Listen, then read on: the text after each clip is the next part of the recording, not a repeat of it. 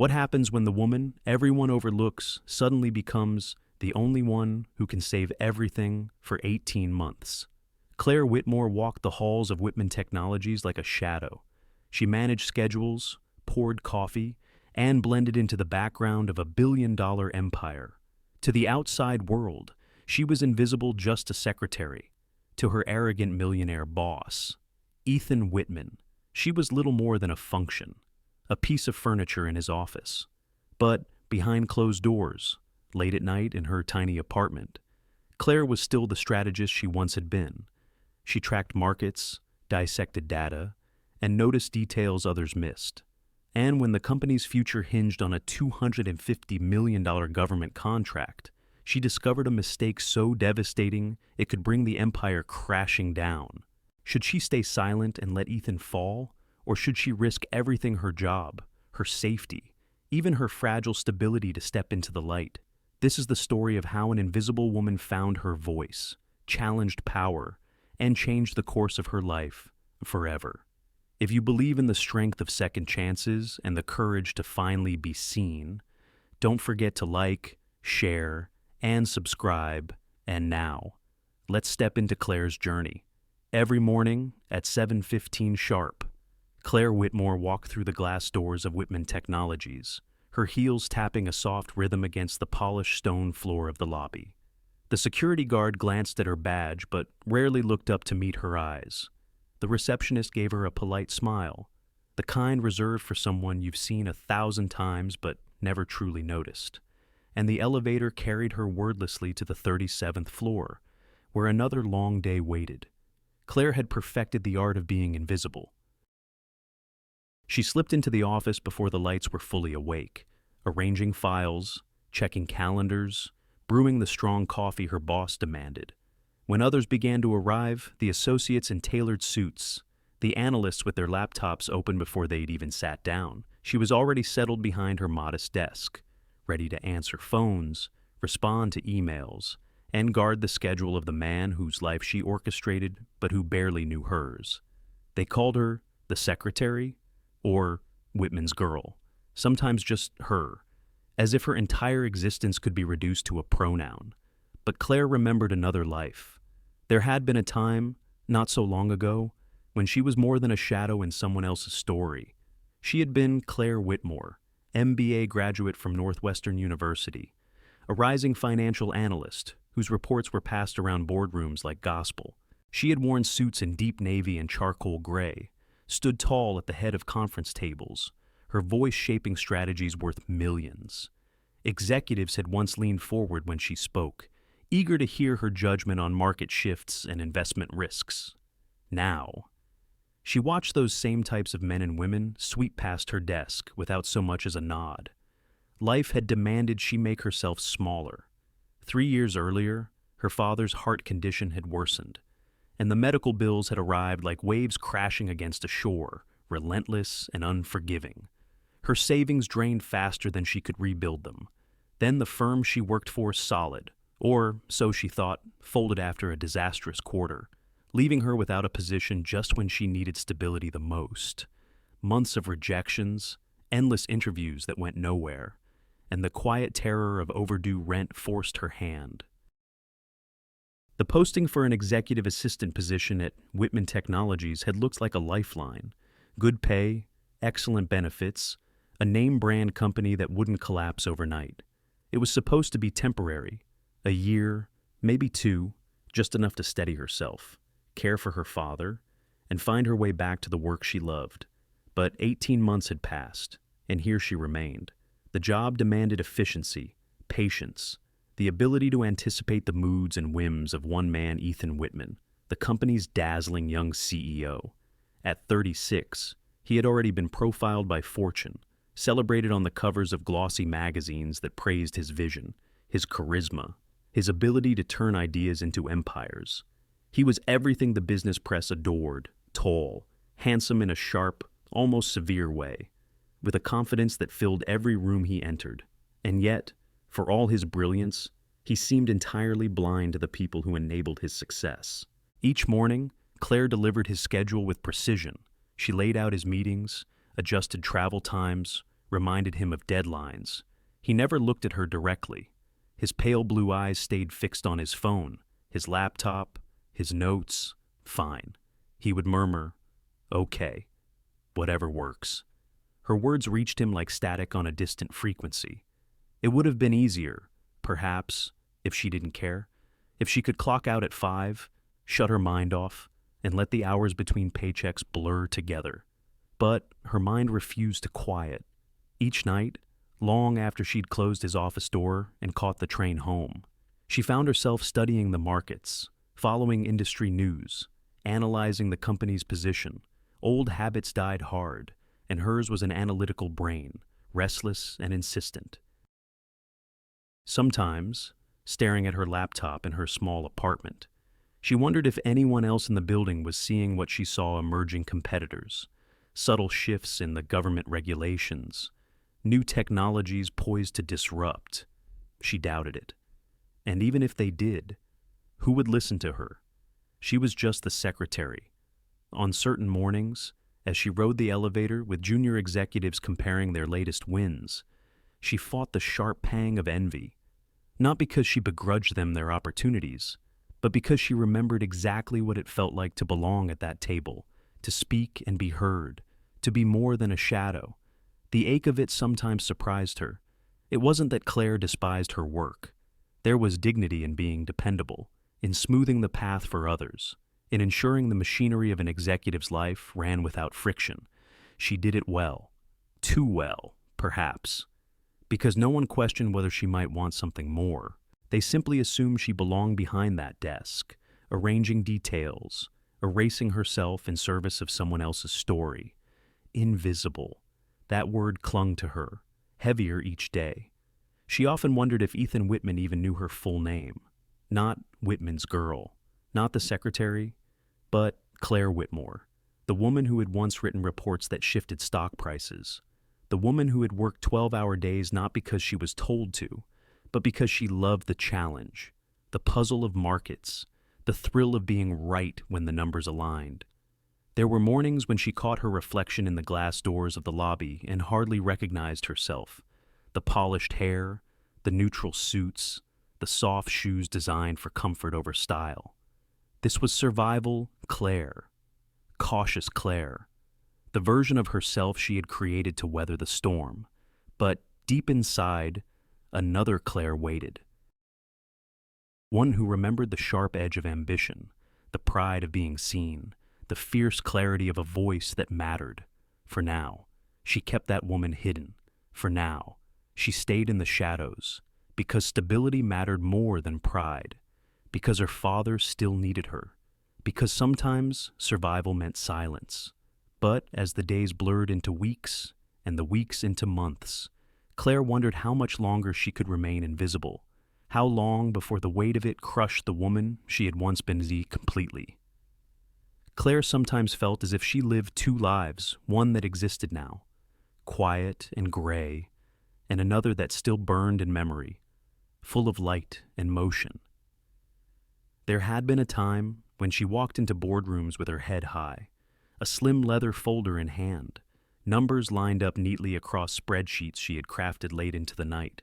Executives twice her age would lean back in their chairs, coffee cups cooling in front of them, as she laid out market projections that shifted the course of multi-million-dollar decisions. Back then, her words carried weight. Her voice could turn hesitation into confidence, caution into bold action. She had been seen. After graduating from Northwestern's Kellogg School of Management with her MBA, Claire was recruited almost immediately by a respected investment firm in downtown Chicago.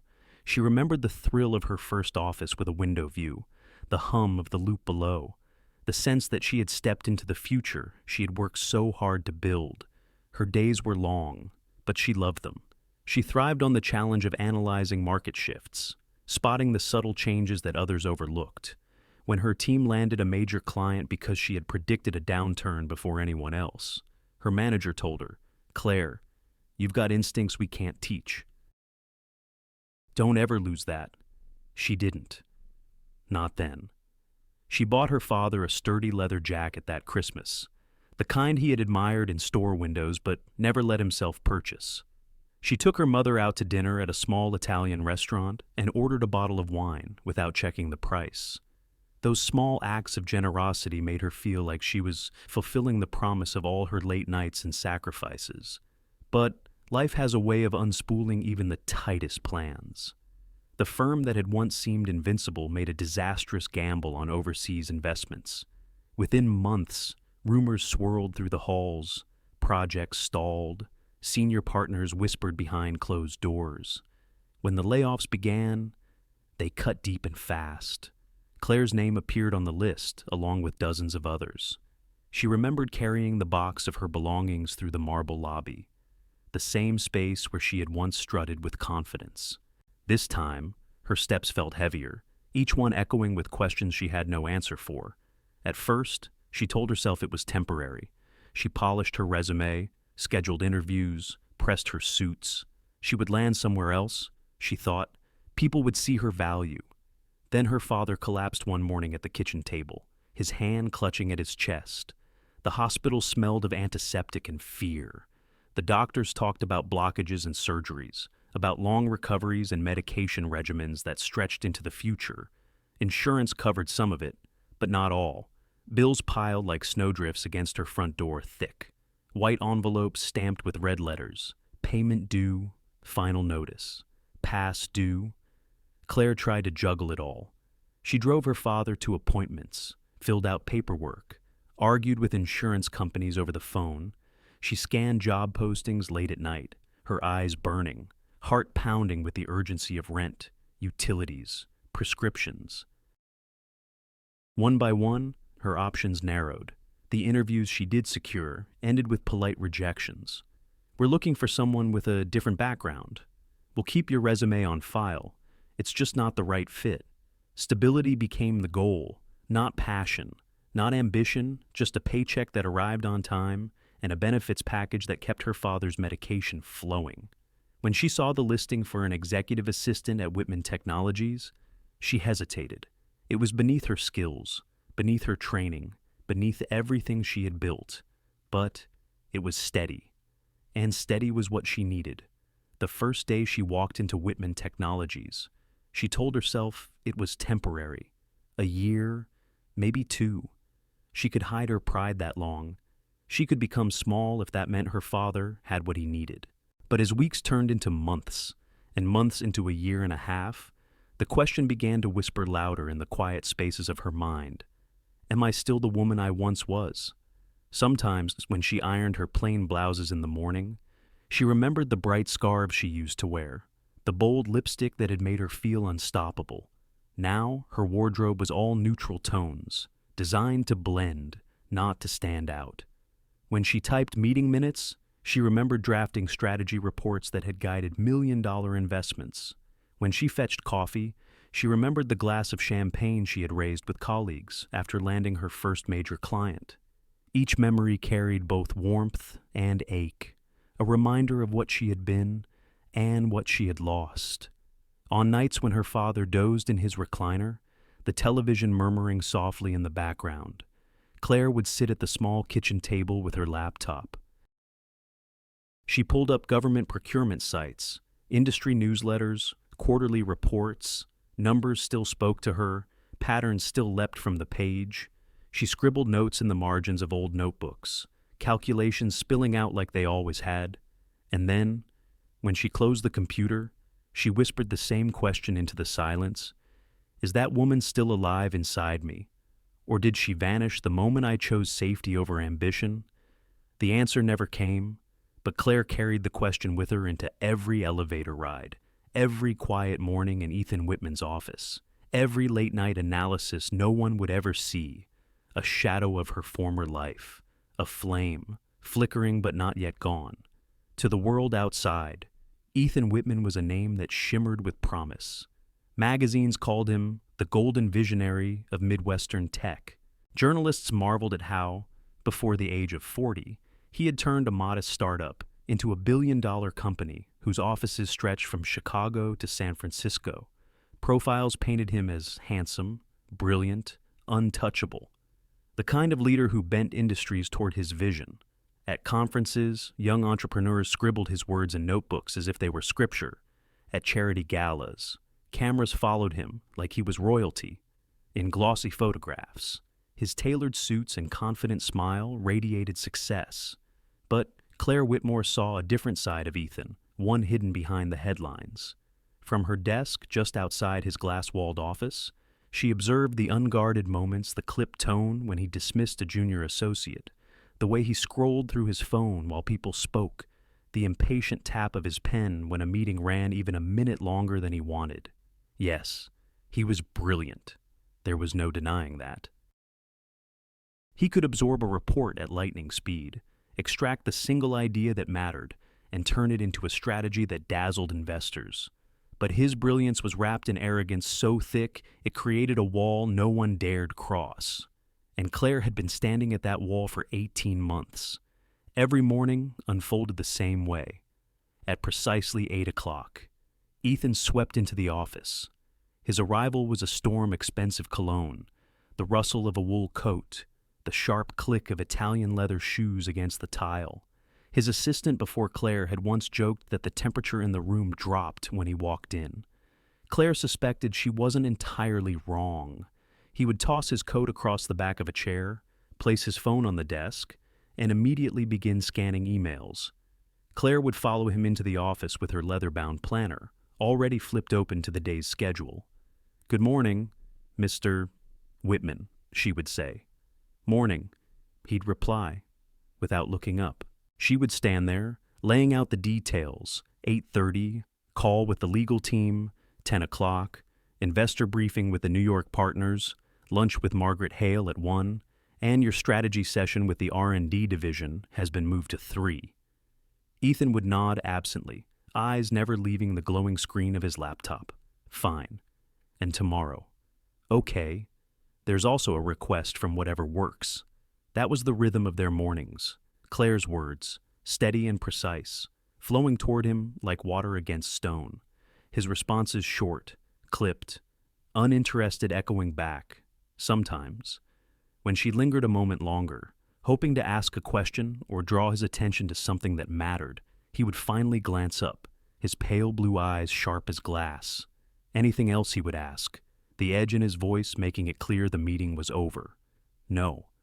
She would answer softly, nothing else. Then she would leave the office, shutting the door quietly behind her, and return to her desk. From that vantage point, she watched the rest of the day unfold. Executives paraded in and out, voices hushed, hands carrying thick binders or sleek tablets. Meetings stretched into the evening. Deals were made. Strategies decided, all with Ethan at the center, a conductor guiding the symphony. To the outside world, it looked flawless. To Claire, it looked like a man surrounded by noise, but deaf to the quiet truths humming just beyond his notice. She often wondered if he even knew her name. In the hallways, people referred to her as Ethan's secretary. In emails, she was CC'd but rarely addressed directly. Once, at a company dinner, someone had asked her, "How long have you been with Mr. Whitman?" The phrasing struck her with him, as though she were an accessory, not an individual. In those moments, Claire felt the distance between Ethan's public image and her private reality most acutely. He was the genius CEO, shaping the future of tech. She was the silent woman at his side, ensuring his calendar flowed seamlessly. His travel plans never tangled. His conference calls began on time, invisible. What galled her most was not that he was dismissive.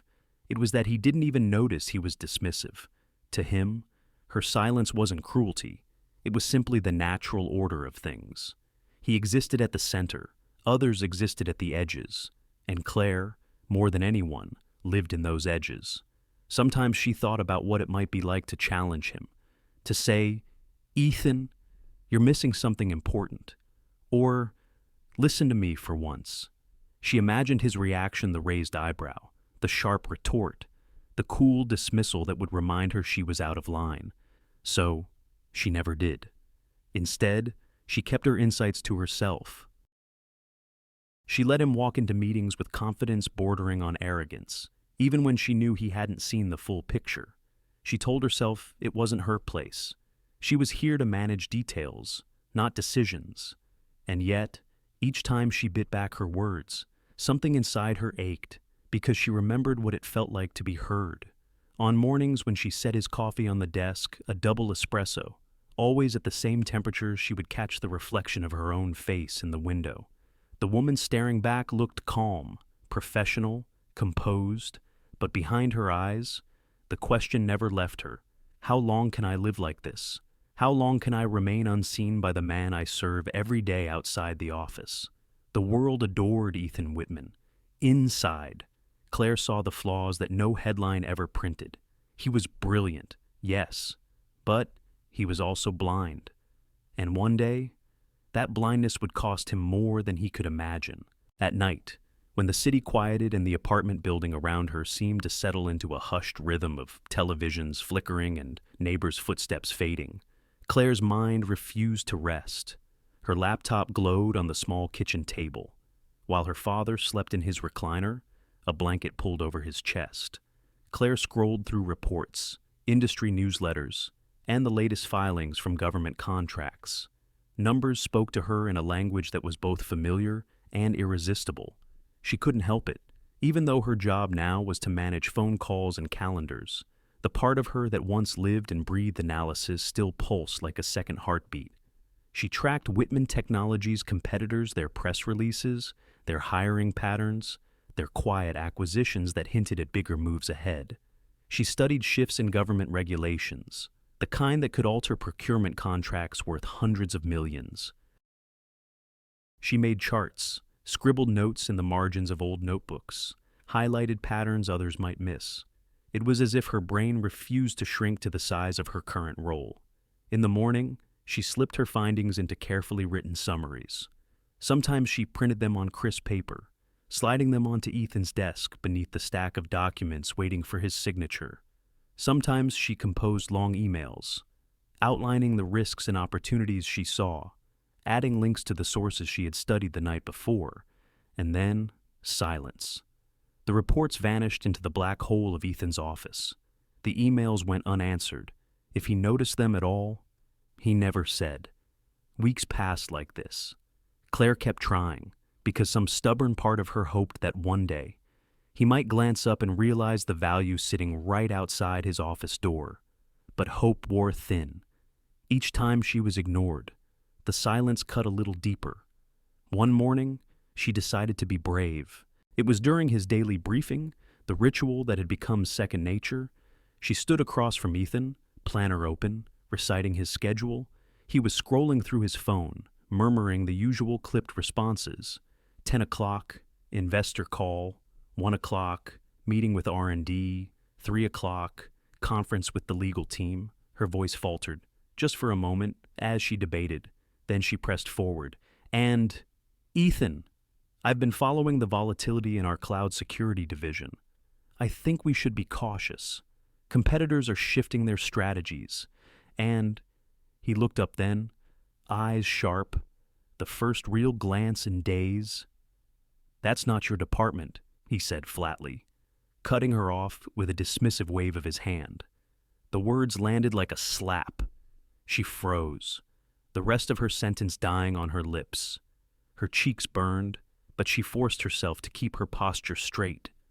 Of course, she said softly, closing the planner with deliberate calm.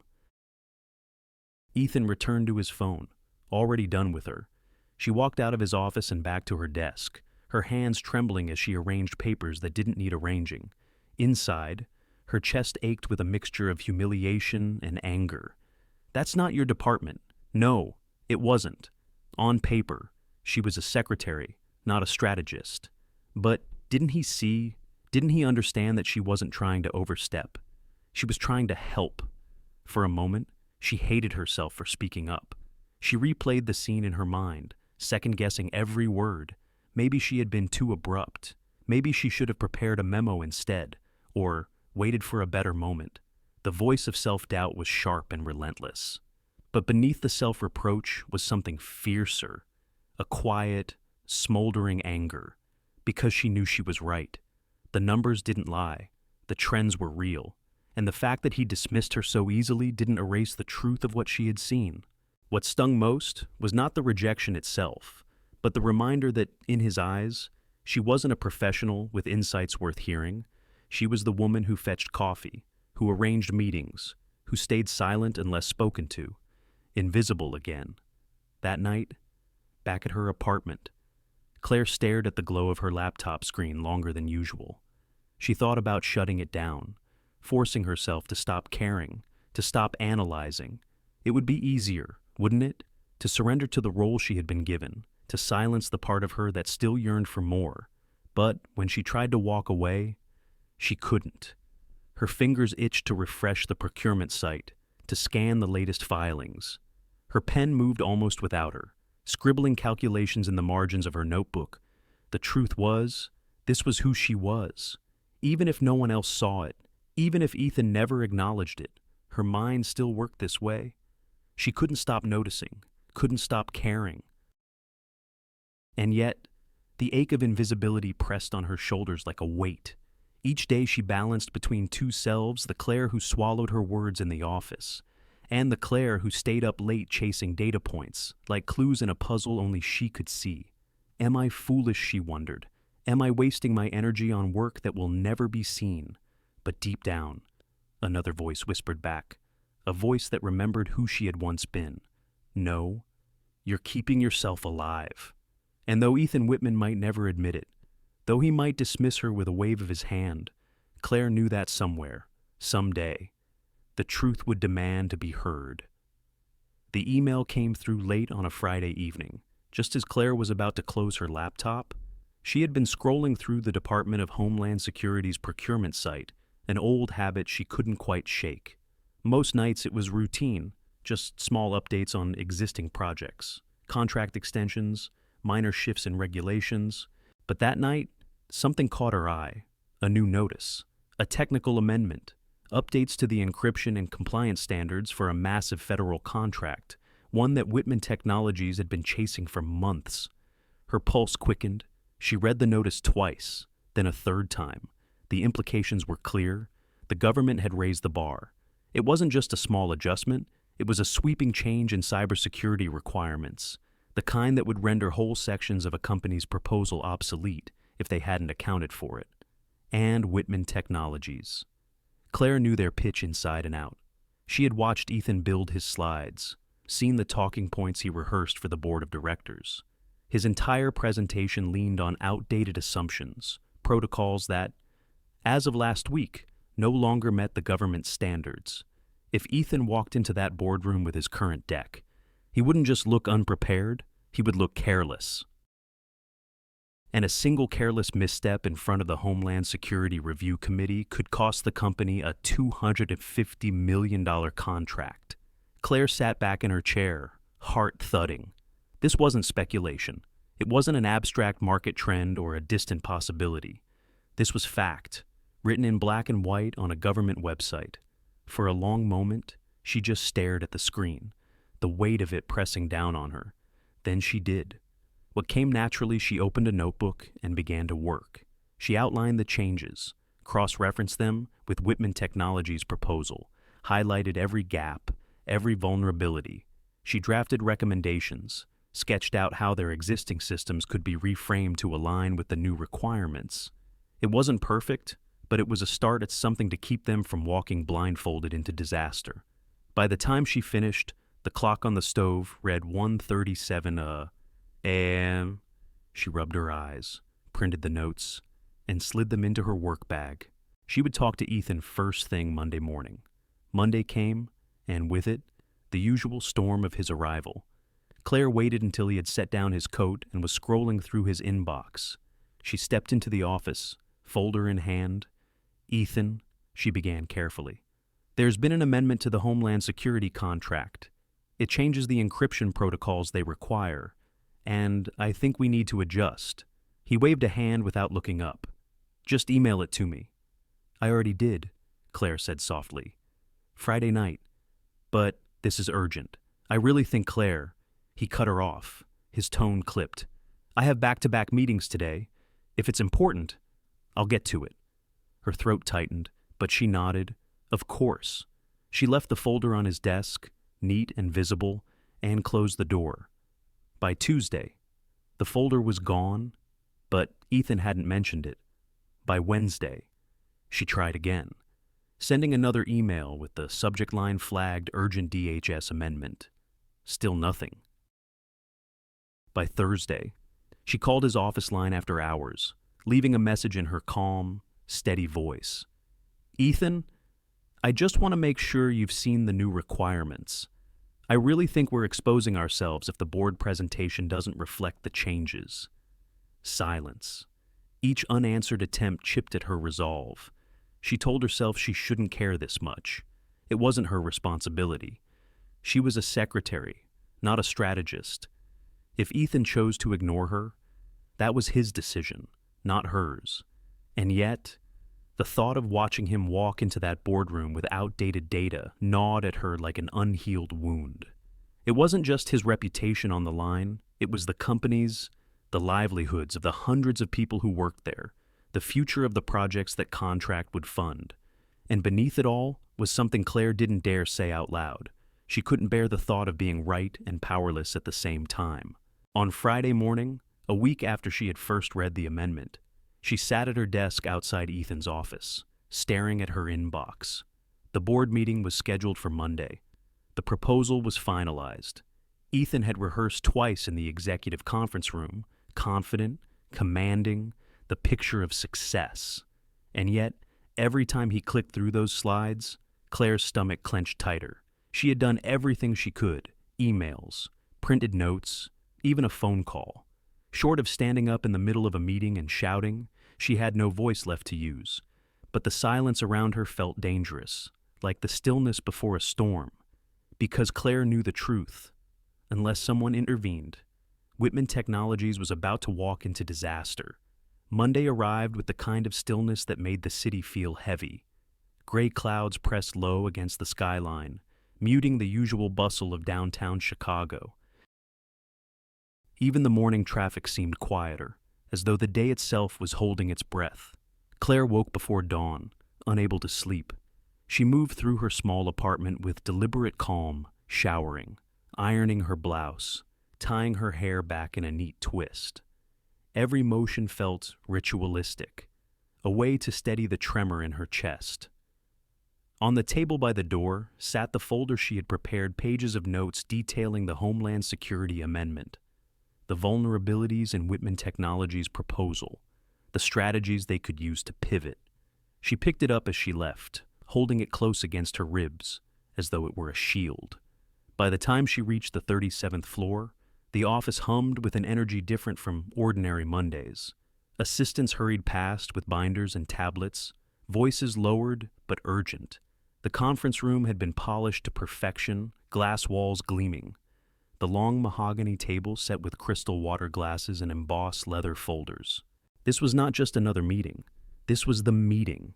Ethan Whitman swept in at precisely 8:45, immaculate in a dark charcoal suit, his tie a precise Windsor knot. Confidence radiated from him like heat. He moved quickly, greeting board members with a firm handshake, a smile that was charming but calculated. He looked every inch the visionary leader the press adored. To the casual eye, he was unstoppable. But Claire knew what sat beneath that shine, a proposal that no longer matched the government's requirements. She slid quietly into a chair near the far end of the table, her folder clutched tightly in her lap. Her role was to take notes, to observe, to be silent, invisible, as always. The directors filed in, each one carrying the kind of presence that filled the room even before they spoke. At the far end sat Margaret Hale, chair of the board.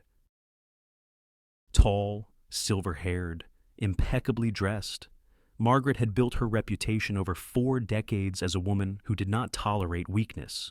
Her gaze alone could unravel a poorly prepared executive. She was respected, feared, and admired in equal measure. Beside her was Daniel Brooks, the company's CFO, younger than Margaret by at least 20 years.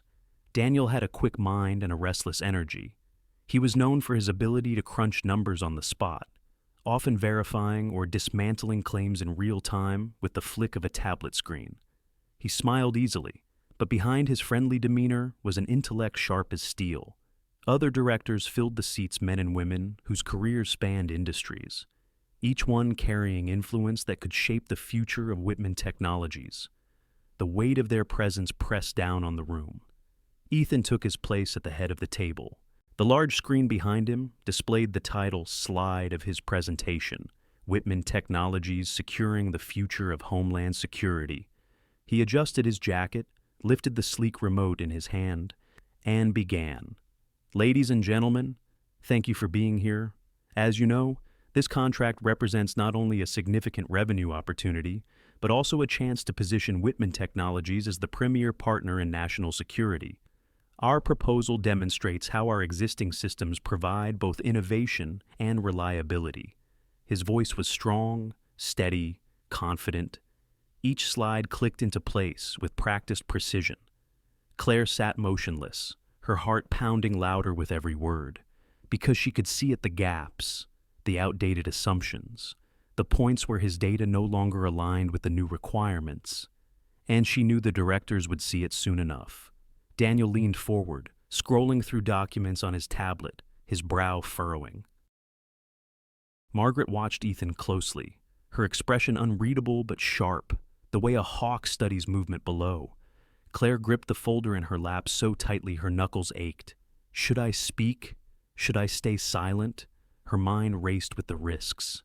If she spoke up, she could embarrass Ethan in front of the board, jeopardize her job, maybe her entire career. She had no authority to interrupt, no standing to question the CEO in his own arena. But if she stayed silent, she glanced at the screen again. The numbers were wrong. The encryption standards had changed. Competitors would know. The board would know. And Ethan, so sure of himself, would walk straight into humiliation. Her throat felt dry, her pulse unsteady. She reminded herself that this wasn't just about him. A contract of this scale meant jobs, growth, stability for hundreds of employees. It meant the company's future. And deep down, it meant her own integrity. She had carried the truth for a week now, watching her warnings ignored, her voice dismissed. Remaining silent would be easier, safer, but it would also mean betraying the part of herself that still believed she had something to offer. Margaret leaned back in her chair, one hand resting on the polished table. Daniel cleared his throat softly, as if preparing to speak. Claire's fingers brushed against the edge of her folder. For 18 months, she had been invisible. For 18 months, she had played the role of the quiet, efficient shadow. But this morning, in this room filled with power and expectation, she knew the choice was closing in on her. Stay silent and watch Ethan stumble, or step forward and risk everything. Her heart thundered as Ethan clicked to the next slide, unaware of the cliff just ahead. The first 10 minutes went smoothly. Ethan commanded the room with the polished ease of a man used to being the smartest voice at the table. His slides gleamed with graphs and forecasts, sleek animations sliding into place. His tone was firm, confident, reassuring. This contract is not just about technology, he said, pacing slowly at the head of the room. It's about trust. Homeland Security needs a partner who can adapt, who can protect critical infrastructure against the threats of tomorrow. Whitman Technologies is that partner. The board nodded along, some jotting notes, others watching him with the kind of cautious optimism that investors wear when they want to believe. For a moment, Claire thought maybe it would be fine. Maybe the changes weren't as dire as she feared. Maybe Ethan's charisma could carry him across the chasm. But then Daniel Brooks cleared his throat. "Ethan," he said, lifting his tablet slightly, "can you speak to the updated encryption protocols Homeland Security released on the 15th? I don't see them reflected in this deck." The question landed like a crack of thunder in the room. Ethan paused. For the briefest instant, his expression faltered. His eyes flicked to the screen behind him, then back to Daniel. He smoothed his face quickly, forcing a confident smile. "Those updates are minor," he said evenly. "Our current systems already exceed compliance in most areas. The core of our proposal remains unchanged, but Claire saw at the faint stiffening of his shoulders, the subtle tension in his jaw.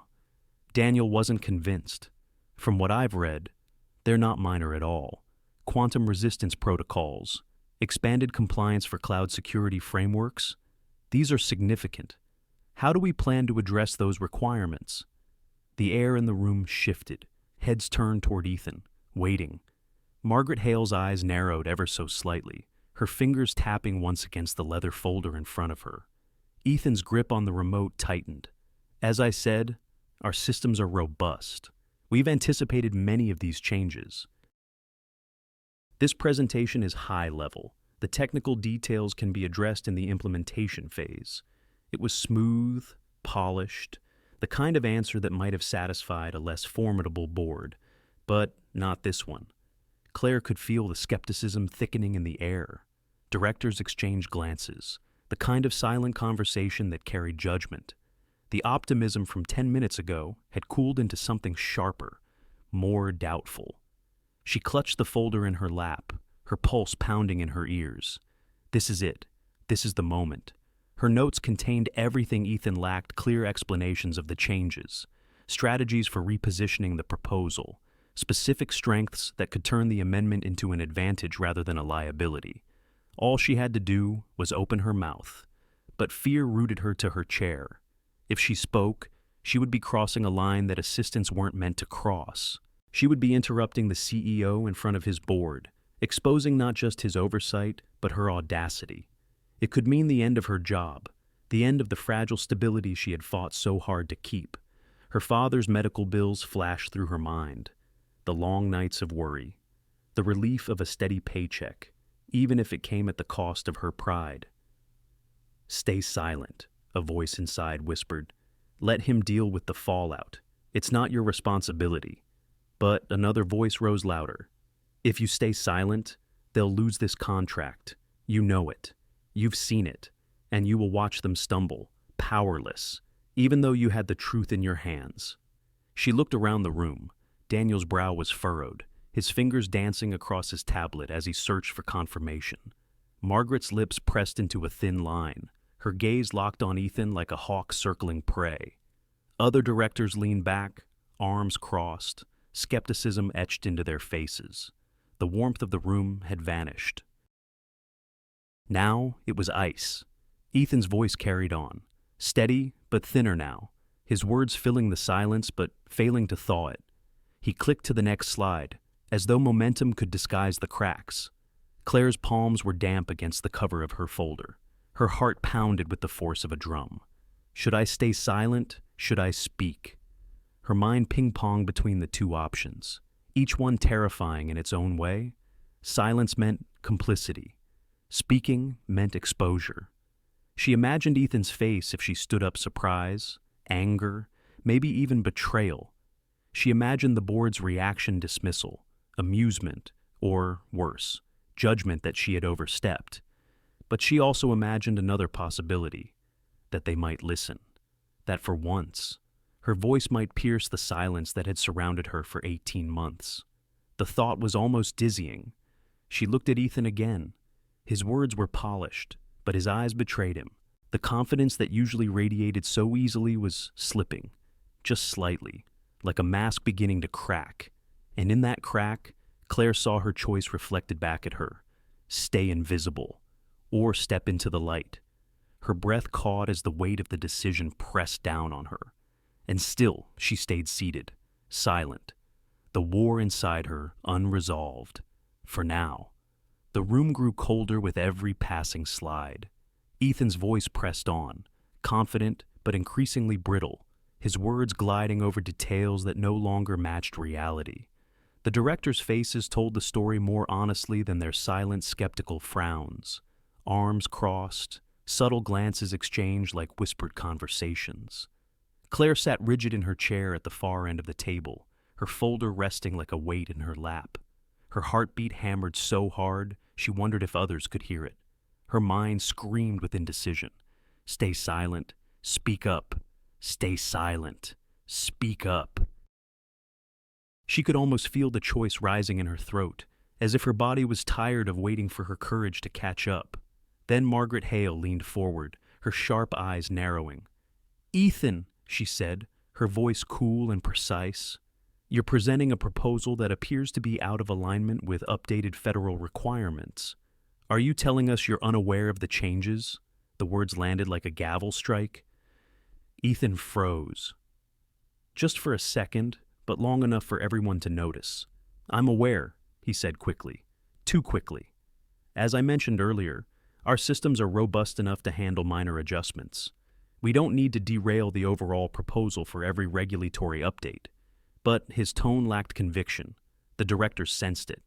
The silence that followed was heavy, suffocating. And that was the moment Claire knew she couldn't stay quiet any longer. Her fingers trembled as she closed the folder. She rose slowly to her feet. The sound of her chair scraping against the floor cut through the silence like a bell. Every head in the room turned toward her. 12 pairs of eyes. Powerful eyes. Eyes that had overlooked her for 18 months. Ethan's voice snapped across the room, colder than she had ever heard it. "Who do you think you are?" The words should have sent her retreating into her seat, apologizing, vanishing back into invisibility. That was what she had always done before: swallow the urge, bury the truth, remain small. But not today. She straightened her shoulders, lifted her chin, and let the words fall clear and steady from her lips. "My name is Claire Whitmore," she said, her voice carrying farther than she expected. "And you need to hear this." For a heartbeat, no one moved, no one even breathed. The declaration seemed to hang in the air, echoing against the glass walls of the boardroom, shocking in its boldness. Margaret Hale raised an eyebrow, intrigued. Daniel Brooks tilted his head, curiosity flashing across his face. Other directors leaned forward slightly, like an audience sensing the opening act of an unexpected performance. But it was Ethan's reaction that hit Claire the hardest. He stared at her as if seeing her for the first time. Confusion clouded his pale blue eyes, quickly hardening into irritation. His jaw tightened, the remote in his hand lowering slowly. "Claire," he said, his tone laced with warning. "This is neither the time nor the place."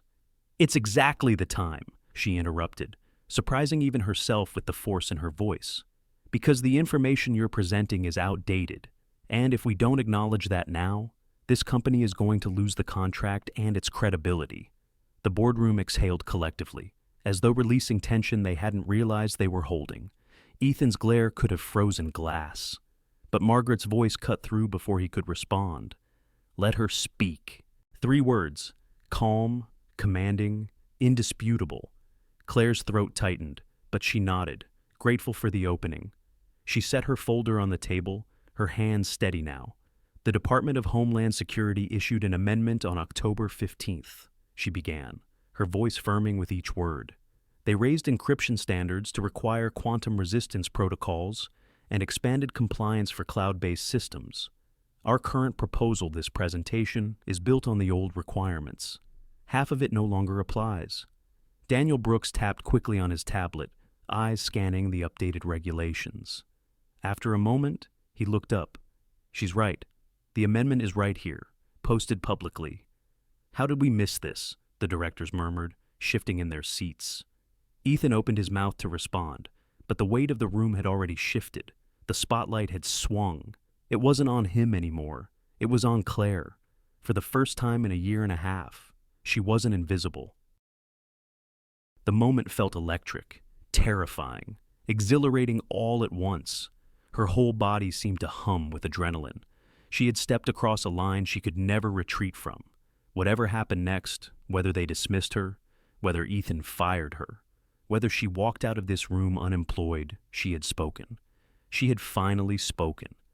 And for the first time, the most powerful people in the company were listening. For a moment, Claire thought her voice might crack under the weight of 12 expectant stares. But instead, something remarkable happened. The fear that had sat heavy in her chest for 18 months seemed to dissolve, replaced by a sharp, steady clarity. She opened her folder and laid the papers across the polished mahogany table. These are the updated requirements issued by Homeland Security on October 15th, she said, sliding the top sheet forward so that the directors could see. The most critical change involves quantum resistance encryption. Our current proposal emphasizes strength in standard encryption protocols, but those are no longer sufficient. The amendment makes it clear without a quantum-resistant framework, we won't even meet the baseline. Her voice, calm at first, grew stronger as she spoke. Second, the amendment expands compliance requirements for cloud-based systems.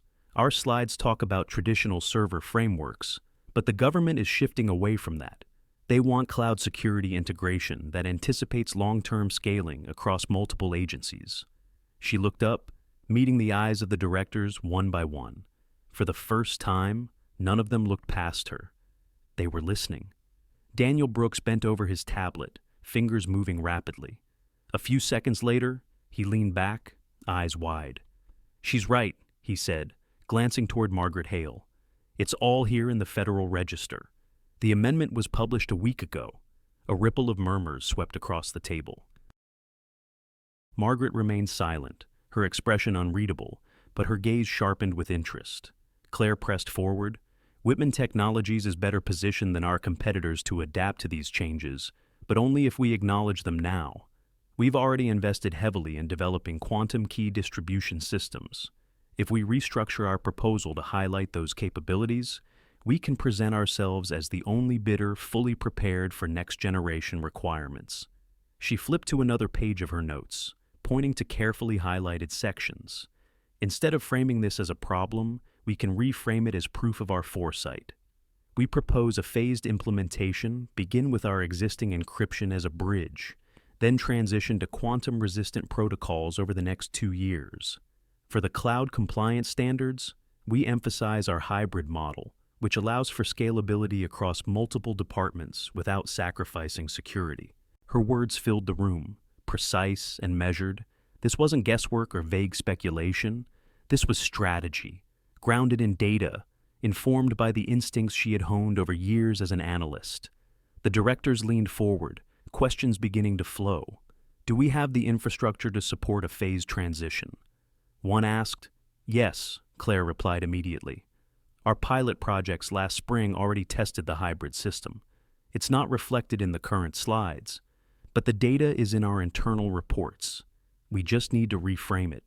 "What about cost implications?" Another pressed. She slid another sheet forward. "I've run the numbers.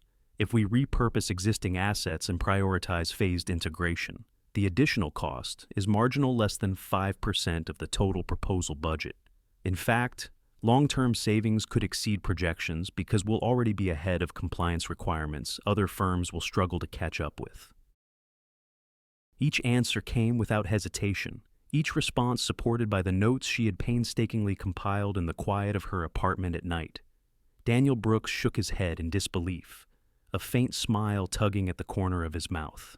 "She's done the work," he said softly, almost to himself. Margaret's eyes flicked from Claire to Ethan, then back again. She gave the slightest nod, as though encouraging Claire to continue. Claire did.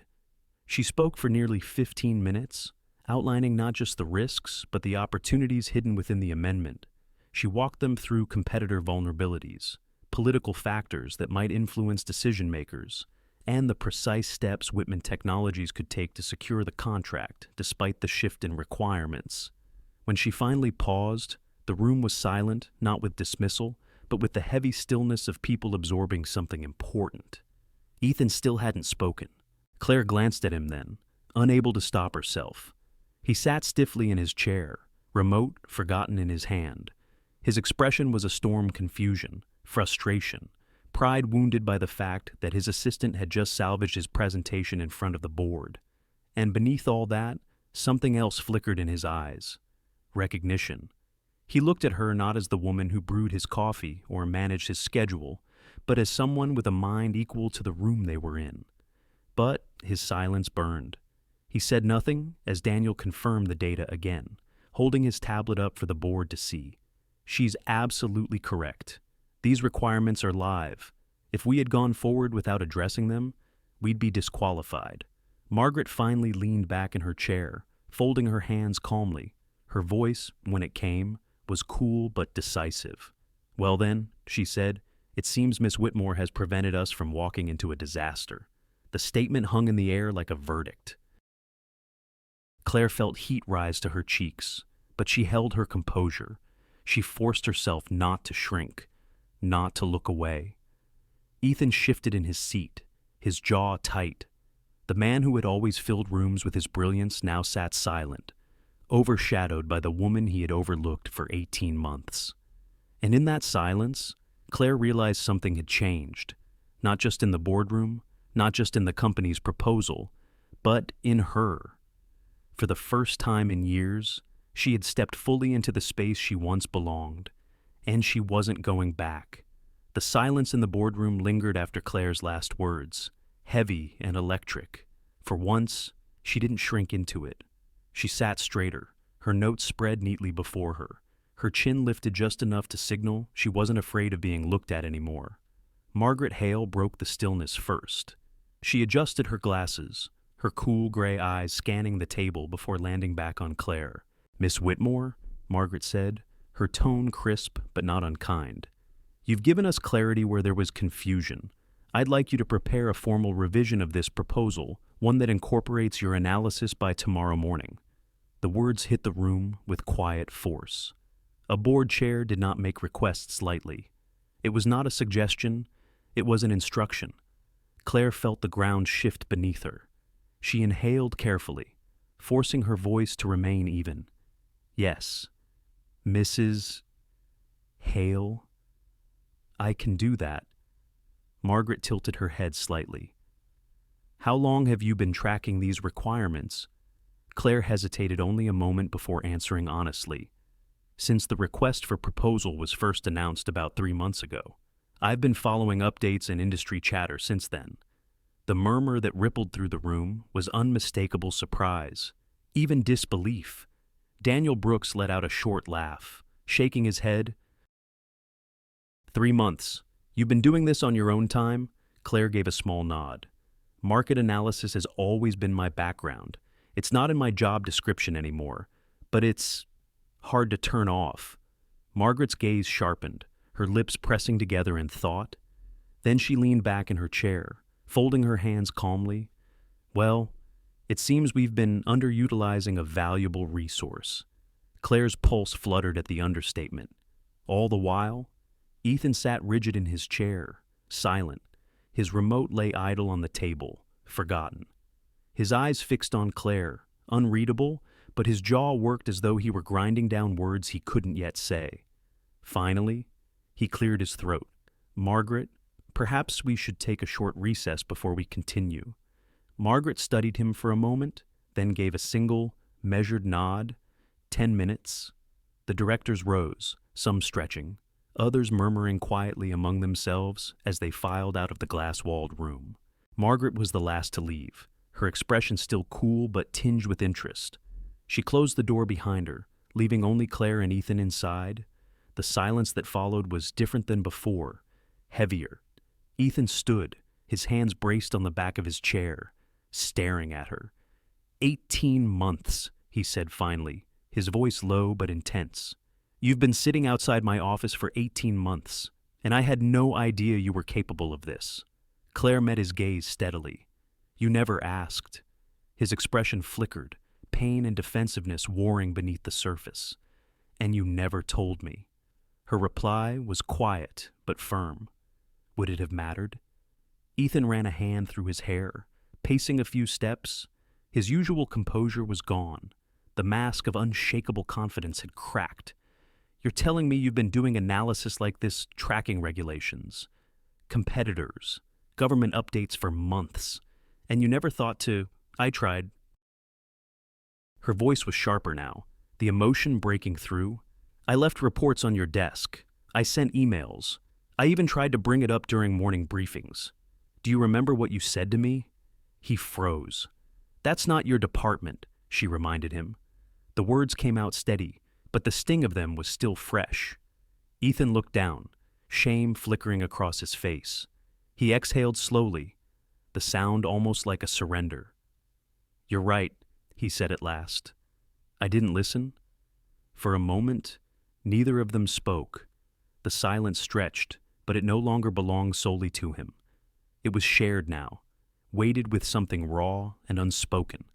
Claire leaned forward slightly, her hands resting on her notes.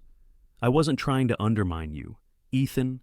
I just couldn't stop seeing the problems, and I couldn't stop wanting to help fix them. His eyes lifted to hers, and for the first time since she had known him, she saw something vulnerable there, something human. You just saved me, he said softly. From one of the biggest humiliations of my career. Claire shook her head. I saved the company. That's what matters. But her words landed differently than she expected. Ethan studied her for a long moment, as if realizing something important, something he should have seen long ago. Before he could speak again, the sound of voices returned outside the glass walls. The board members were gathering, ready to resume. Ethan straightened his jacket, regaining some of his usual poise, but his eyes lingered on Claire, the storm still unresolved. After this meeting, he said quietly, almost like a promise, you and I are going to have a very different conversation. Claire's heart quickened, a mix of anticipation and fear surging through her veins. Because for the first time, Ethan Whitman wasn't looking at her as an accessory, an assistant, or a shadow. He was looking at her as someone he finally had to reckon with. By the time Claire stepped off the train and climbed the stairs to her apartment, the adrenaline that had carried her through the day had drained, leaving her body heavy and her mind buzzing. She dropped her keys in the ceramic dish by the door, hung her coat neatly on the rack, and paused in the stillness. The hum of the refrigerator was the only sound. Outside, the city lights flickered through the curtains, painting shifting patterns on the worn carpet. Her father had already gone to bed. His door was closed, the faint rhythm of his breathing audible through the thin walls. She stood there for a long moment, hand pressed lightly to the wood, grateful he was resting peacefully. Then she turned to face her own long night. The kitchen table doubled as her office, a small oak surface scarred with water rings from years of teacups and coffee mugs. Tonight, it was piled with papers, her laptop glowing in the dim light. A mug of chamomile tea sat forgotten, its steam long since vanished, leaving the liquid cold and flat. Claire pulled out the chair, sat down, and opened her folder. The neat stack of notes she had spread before the board earlier that day now looked less like a victory and more like a burden. Tomorrow morning, she would stand again in that gleaming glass room, but this time, she wouldn't just be the assistant who had dared to interrupt. She would be the one presenting the revised strategy, the one they were counting on, to turn a near disaster into a triumph. The weight of that expectation pressed against her ribs. She began to type. Her fingers moved quickly, reshaping Ethan's presentation slide by slide, stripping out the outdated language and inserting new frameworks. She built charts that highlighted Whitman Technology's strengths, weaving in competitor comparisons that underscored their advantage. Hours slipped away unnoticed. Midnight came and went. She paused only to refill her water glass, stretch her cramped shoulders, rub her tired eyes, and yet, beneath the fatigue, something glowed. For the first time in years, she felt alive again, not just awake, but alight. Every keystroke reminded her of the analyst she had once been, the woman who thrived on complexity, who loved turning chaos into clarity, who could stand in a boardroom with nothing but her research and her conviction and know she belonged there. That woman had been buried for 18 months under routines and silence. Tonight, she clawed her way back into the light. Still, fear coiled tightly in her chest. What if tomorrow goes wrong? The question pulsed like a drumbeat in her head. What if the directors dismissed her as an overreaching secretary, indulging her once out of surprise but unwilling to take her seriously twice? What if Ethan, smarting from the humiliation of being upstaged, decided to cut her out altogether after the crisis passed? What if she stumbled, fumbled a number, froze in the spotlight? Failure didn't just mean embarrassment. It meant everything she had rebuilt, her fragile security, her father's care. The roof over their heads could collapse. Her hands hovered over the keyboard, trembling slightly. She closed her eyes, forcing a long breath in, a longer one out. She remembered the boardroom earlier that day, the way Margaret Hale had said, "Prepare a formal revision, not dismissing, not patronizing, but recognizing." She remembered Daniel Brooks confirming her analysis without hesitation, his voice steady. "She's right."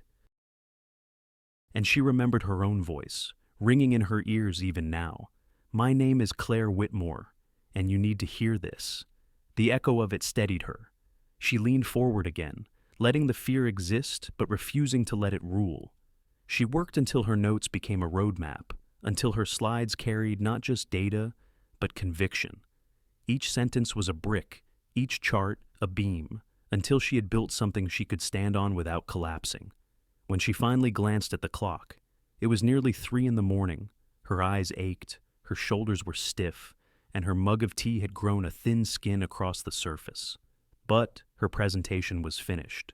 She closed the laptop, sat back, and let the silence settle. Exhaustion tugged at her, but underneath it thrummed a different feeling. It wasn't peace, not yet. The fear still lingered, sharp and insistent. Tomorrow could still unravel everything, but beneath the fear was a current she hadn't felt in years. Hope. She pressed her hands flat against the tabletop, grounding herself. "I'm alive again," she whispered into the quiet room, surprised by the sound of her own voice.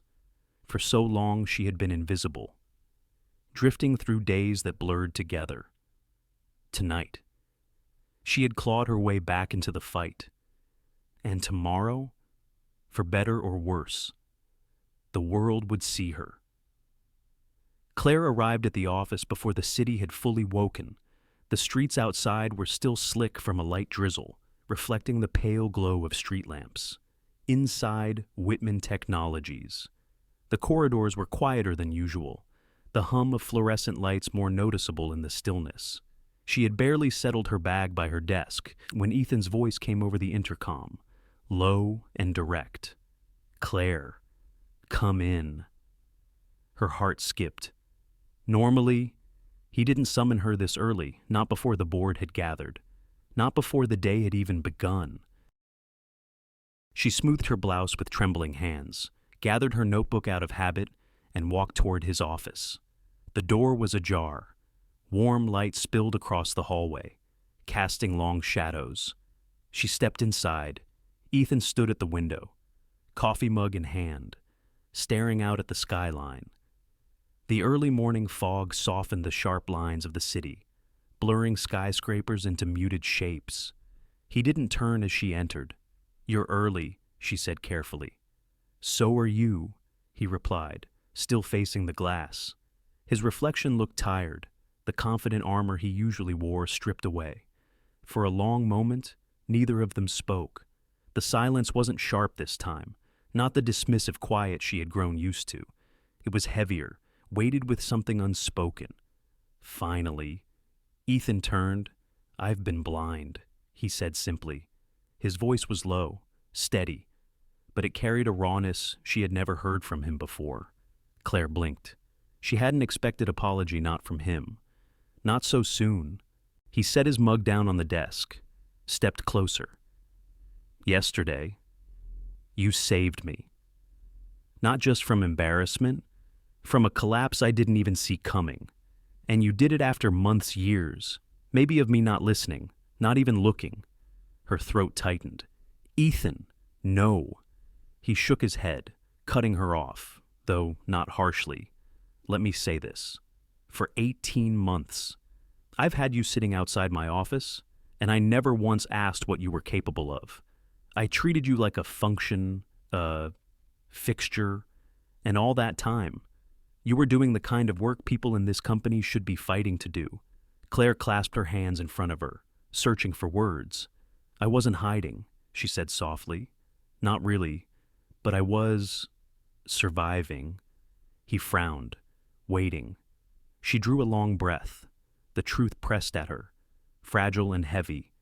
"When my father's heart condition worsened, the bills nearly destroyed me. Insurance covered some, but not enough. I lost my job at the investment firm at the same time. I needed stability, steady pay, health benefits, something I could count on. So, when the position here opened, I took it. It wasn't what I trained for, but it was safe, and safety was the only thing I could afford. Her voice faltered, but she forced herself to continue. After months of rejection, of doors closing in my face, I couldn't risk being bold anymore. So, I played it small. I thought if I stayed quiet, if I kept my head down, at least I wouldn't lose this. Ethan's expression softened, the sharp edges of arrogance melting into something quieter. "You've been carrying that alone," he murmured. Claire gave a small, tired smile. "It wasn't a burden I thought anyone else needed to know. My father needed me steady. This job gave me that, even if it meant becoming invisible." He exhaled, running a hand over his jaw. For once, he seemed at a loss for words. Then he straightened, his voice firmer now. "That ends today." Claire blinked. "What do you mean I mean?" he said, stepping closer. "You are not my assistant anymore. You're not someone who fetches coffee or arranges flights. You're a strategist, an analyst, someone who sees what others miss. And I would be a fool to waste that." Her heart thudded against her ribs. "I want you in the role you deserve," Ethan continued, "senior strategic analyst, reporting directly to me, with the salary and authority that comes with it." The words stunned her. For a moment, she wasn't sure she'd heard him right. "You don't have to do this because of yesterday," she said quickly. "One good meeting doesn't erase 18 months of me being silent." "This isn't charity, Claire," he said firmly. "And it isn't guilt. It's business sense. What you gave the board yesterday wasn't luck. It was insight born of discipline, foresight, and expertise. That's what wins contracts. That's what keeps companies alive. And that's what I need by my side." Her breath caught. A dozen thoughts collided: relief, fear, hope, suspicion. "Ethan," she whispered, almost afraid to believe it. He leaned against the edge of his desk, crossing his arms. "Look, the board is already buzzing about you. Margaret Hale is too sharp not to see your value. If I don't formalize your role, someone else will, and frankly, I'd rather it be me. Because you've earned it, and because I don't want to make the same mistake twice." Silence stretched between them again. But this time, it was different. Not empty, not cold. It was full of possibility. Claire swallowed hard. "Do you know what terrifies me? What that stepping into this role means stepping out of hiding. I can't go back to being invisible if I fail. If I stand up there tomorrow and stumble, there's no safety net." Ethan's gaze held hers, steady and unflinching. "Then don't stumble. You're better prepared than anyone else in this building. And even if you do, you won't be standing alone." Her chest tightened at the quiet conviction in his voice. For the first time since she had walked into Whitman Technologies, she felt not like a shadow, but like someone seen, someone chosen. She drew in a long breath and nodded slowly. "All right, Senior Strategic Analyst." The title felt strange on her tongue, like a garment she hadn't worn in years, but it fit. A small smile touched Ethan's lips. "Good. Then let's get to work." And in that quiet office, with the fog still clinging to the skyline beyond the glass, the balance between them shifted, not assistant and CEO, not invisible and untouchable, but partners at least for the battles ahead. The next morning dawned gray and drizzly, the kind of weather that made the skyline blur into the low clouds. Claire stood in her bathroom mirror, fastening the pearl earrings her mother had given her years ago. They were simple, understated, but to her they felt like armor. She smoothed the lapels of her navy suit, took one steadying breath, and whispered to her reflection, "You belong in that room." When she arrived at Whitman Technologies, the atmosphere was electric. Assistants hurried through the halls with updated packets. IT staff tested the projector, and voices buzzed with anticipation. Today was the day the revised presentation, the moment that would decide the fate of a $250 million Homeland Security contract. Ethan was already waiting outside the boardroom when she walked in, his expression calm, but his eyes sharper than usual. For a moment, he simply studied her, as if seeing her again in this new light. Then he gave a single nod. "Ready?" he asked. Claire lifted the folder in her hand. "I've been ready for a long time."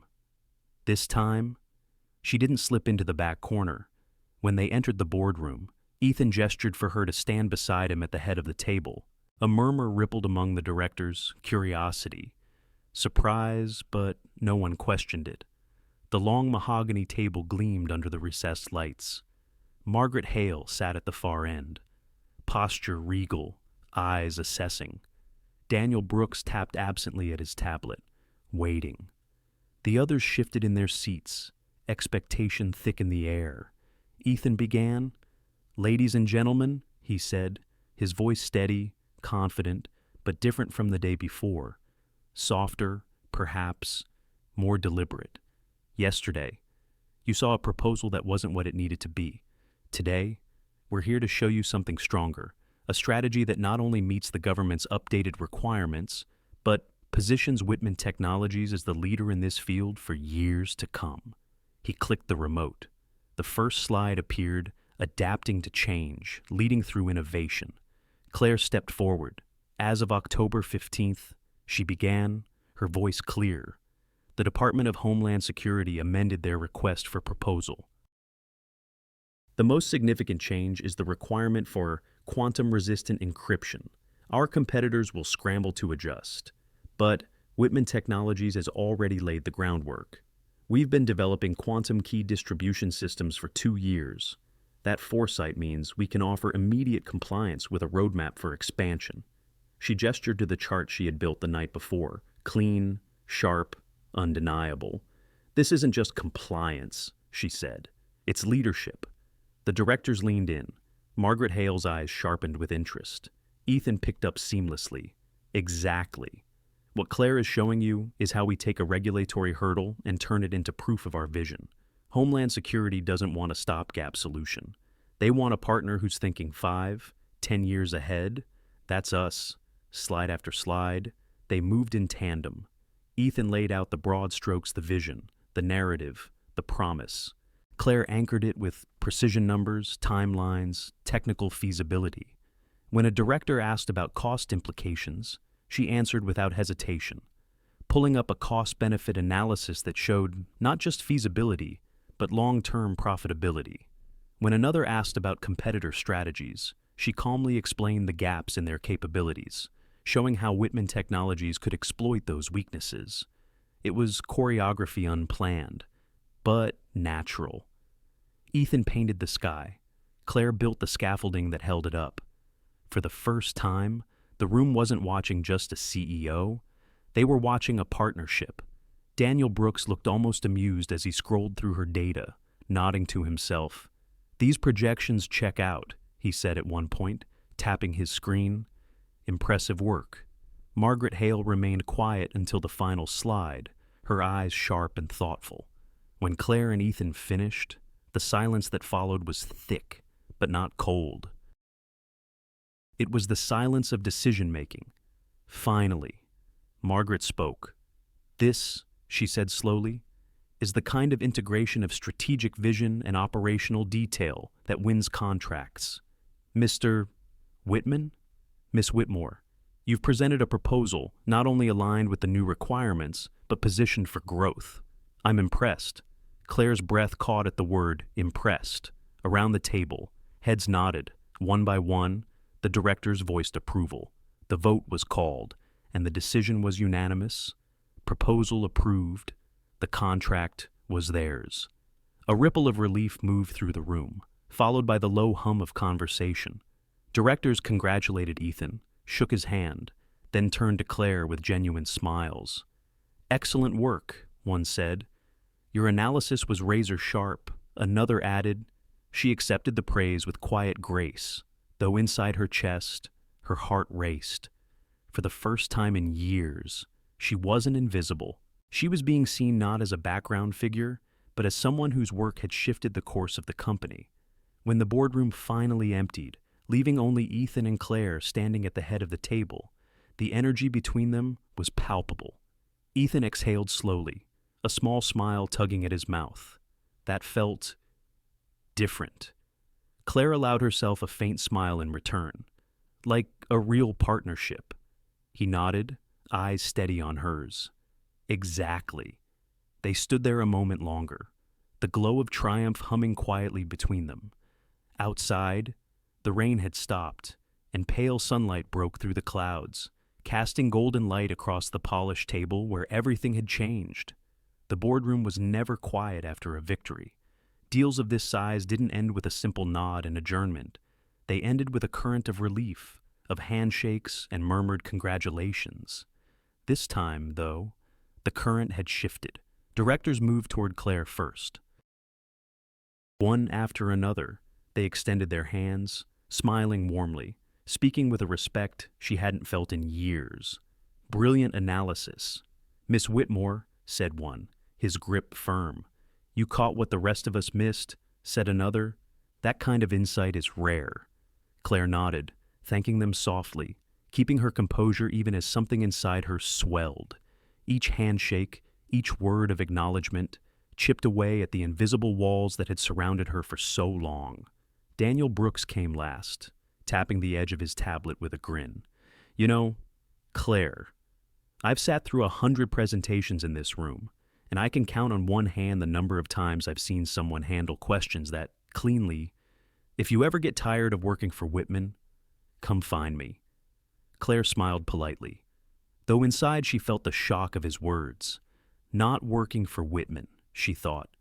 Working with him? The distinction was new, fragile, but real. Margaret Hale rose gracefully from her seat, smoothing her tailored jacket. She walked to Ethan first, her heels clicking sharply against the polished floor. She clasped his hand firmly, her expression calm, but her words razor-sharp. You should have recognized her sooner. The sentence was simple, but it cut with surgical precision. Ethan flinched almost imperceptibly, his usual mask slipping for the briefest moment.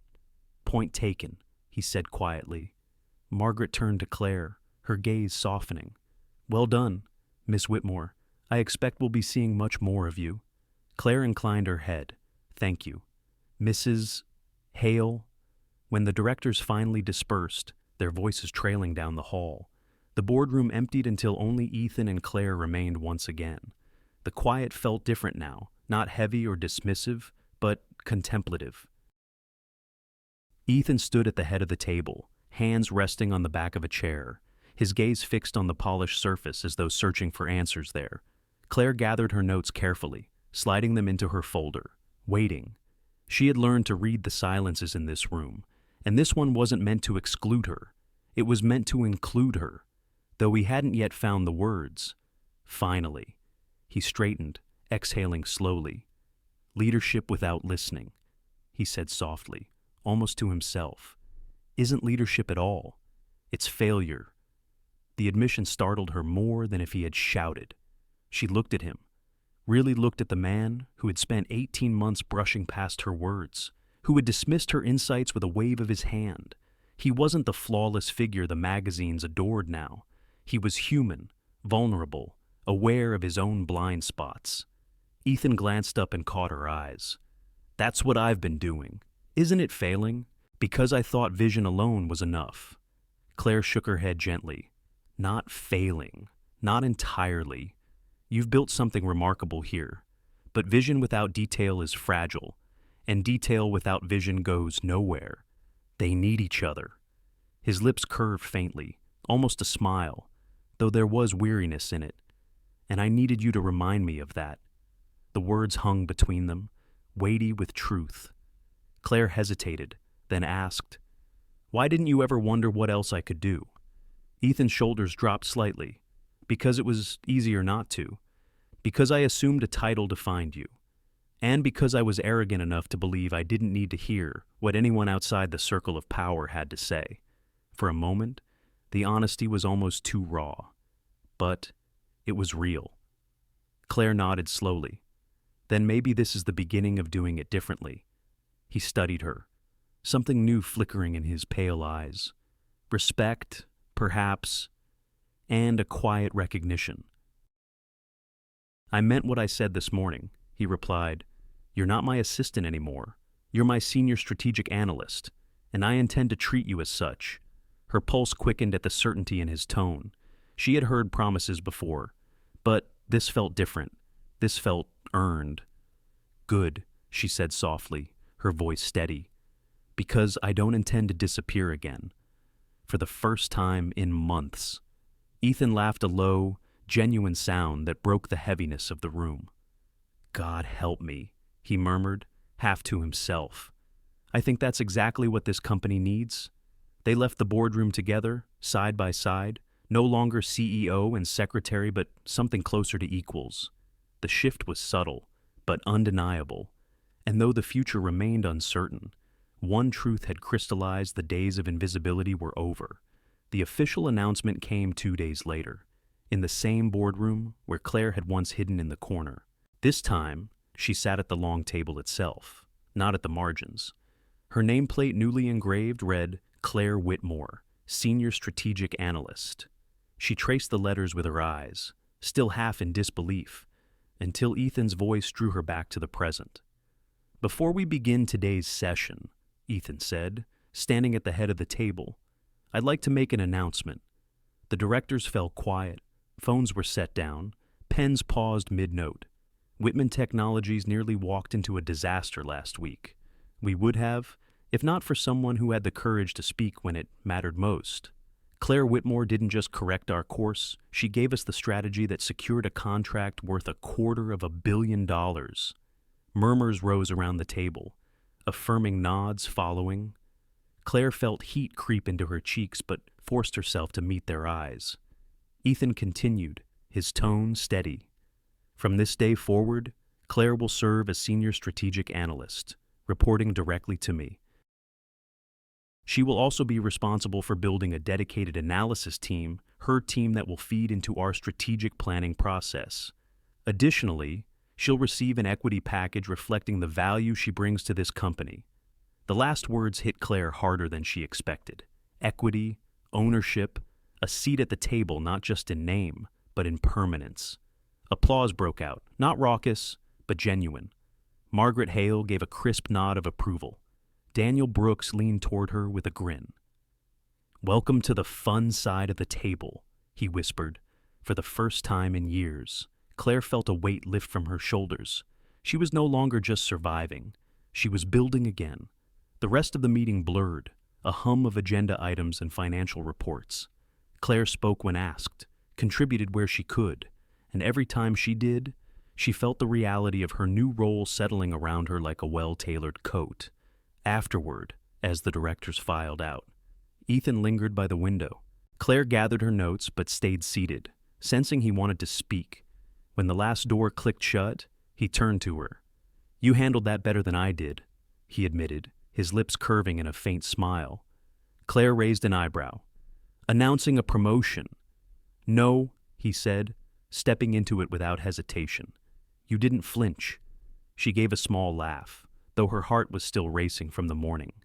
"You didn't see me at 3 a.m, staring at my laptop and wondering if I was about to ruin everything." His expression softened. "But you didn't. You saved everything." They stood in silence for a moment, the city stretching out behind the glass wall. "I don't think I've said thank you properly," Ethan said at last. "You did," Claire replied. "When you listened." That made him laugh, quiet, genuine. The sound of someone unaccustomed to letting their guard down.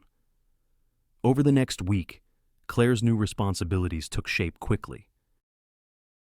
She interviewed potential analysts, drafted job descriptions, and began mapping out the team she would build. For the first time since her MBA days, she felt the thrill of possibility. In her office, a real office, with a window that overlooked the river, she pinned charts and timelines to a corkboard, the beginnings of a vision. Her father stopped by one evening, leaning on his cane as he admired the view.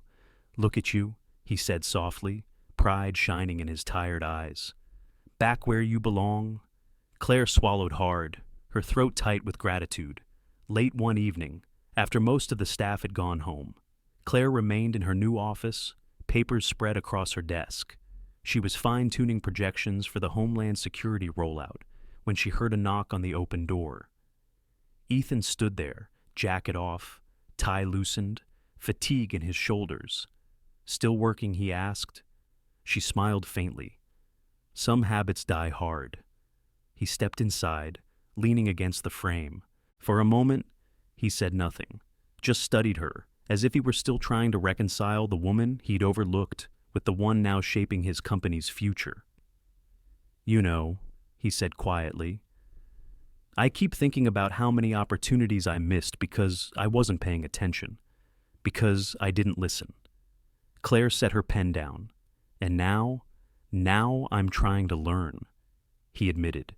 His gaze held hers, steady, earnest, not just as a CEO, but as a man. The room fell still. The air between them shifted no longer, just professional, but something softer, charged with unspoken possibility. Claire's heart quickened, but she didn't look away. "We'll figure this out," she said finally. He smiled then, not the polished smile of a man in a magazine, but something smaller, warmer, real. "Yes," he said softly, "we will." The city was awash in gold. Late afternoon sunlight streamed through the tall windows of Whitman Technologies, casting long rectangles across the polished floor of Claire's new office. Dust motes danced in the glow, tiny constellations suspended in the air. Claire stood at the glass wall, looking out over the river where the fading light shimmered in ripples. The office around her hummed with quiet. Most of the staff had already left for the day. Only the muffled rhythm of elevators and the distant murmur of voices reminded her she wasn't entirely alone. She rested her hands lightly on the windowsill, breathing deeply, letting the warmth of the moment sink into her bones. It struck her, then, how far she had come. 18 months ago, she had walked these halls invisible. She had been the assistant, the woman who kept schedules neat, who arranged coffee trays, who was noticed only when something went wrong. Her world had shrunk into silence, safety, invisibility. But now her name was on reports, on agendas, on the lips of directors who had once looked past her. Now she sat at the table, not at the edge of it. Now she was trusted to lead a team, to shape strategy, to carry the company's future in her hands. And most of all, now she was seen. Her thoughts drifted back to that morning in the boardroom, when she had stood trembling but unyielding, her voice carrying across a space where it had never been heard before. She remembered Ethan's sharp question, "Who do you think you are?" and her own answer, clear and steady, "My name is Claire Whitmore, and you need to hear this." That had been the hinge on which everything turned. She had spent so long waiting to be invited into the light, waiting for someone to notice, to ask, to pull her forward. But the truth was simpler. Sharper, she had to step into it herself. And when she did, the world changed. The door to her office clicked softly. Claire turned. Ethan stood in the doorway, his jacket slung casually over one arm, the weariness of the day softened by the light behind him. "You're still here," he said. She smiled faintly. "So are you." He stepped inside, setting his jacket over a chair. "I was finishing calls with the government liaisons. They're impressed with the revisions. More than impressed, they said we anticipated needs they hadn't even thought to outline." Claire tilted her head. "That's good news?" "It's more than good," Ethan said, his eyes steady on hers. "It's game-changing, and it wouldn't have happened without you." She held his gaze, neither dismissing nor deflecting. Once, she would have shrunk from the praise, brushed it away with a nervous laugh. But now she let it stand. Let it be true. "Thank you," she said simply. For a moment, silence stretched between them, soft, not heavy. The air hummed with something unspoken, the same undercurrent that had lingered ever since that morning confession when he had admitted, "I've been blind." Now he was looking at her, not just as a colleague, not just as an equal, but as something more. The possibility hovered between them, fragile, new. "We'll figure this out," he had told her before, and she believed it. As the sun sank lower, Claire turned back to the window, watching the city glow. Ethan stood beside her, The two of them reflected in the glass, no longer CEO and assistant, no longer invisible and untouchable, but two people standing at the beginning of something neither had expected. Claire thought of her father, resting peacefully at home, proud of the daughter who had found her way back to herself. She thought of the younger version of herself who once strode into boardrooms fearless, who had been buried under fear and necessity, but had never truly vanished. And she thought of the lesson she would carry for the rest of her life. To be seen, you must first dare to step into the light.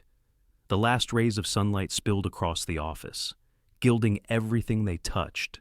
Claire closed her eyes for a moment, breathing it in, feeling it soak into her like a promise.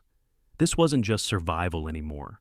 It was a beginning of a new career, of a partnership built on respect, of a heart that was finally ready to beat for more than fear.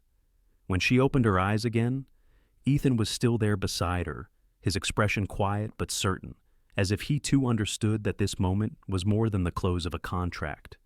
It was the start of something uncharted. Claire smiled, and for the first time in years, it felt unshakably, undeniably her own. At its heart, Claire Whitmore's story is not just about corporate boardrooms or million-dollar contracts. It is about the quiet battles so many of us fight, the struggle to be seen, to be valued, and to honor the voice we too often silence within ourselves. For months, Claire chose safety over visibility, believing that invisibility was the price of stability. But the truth she discovered is one that speaks to all of us. No matter our stage in life, being unseen slowly erodes who we are. Recognition from others may come late, or not at all. But the first step must always be our own courage to step forward. This story reminds us that dignity does not lie in titles or positions. It lies in using the gifts we've been given, even when others dismiss them. Leadership without listening is empty, but so is life without daring to speak. Perhaps you too have felt overlooked, or told yourself it's too late to start again. Claire's journey shows that renewal is always possible. The moment we choose to leave the shadows and step into the light, we rediscover not only our strength, but also our worth. Thank you so much for spending your time with us and joining Claire's journey from invisibility to recognition. If this story touched your heart, please give it a like, share it with someone who might need encouragement today.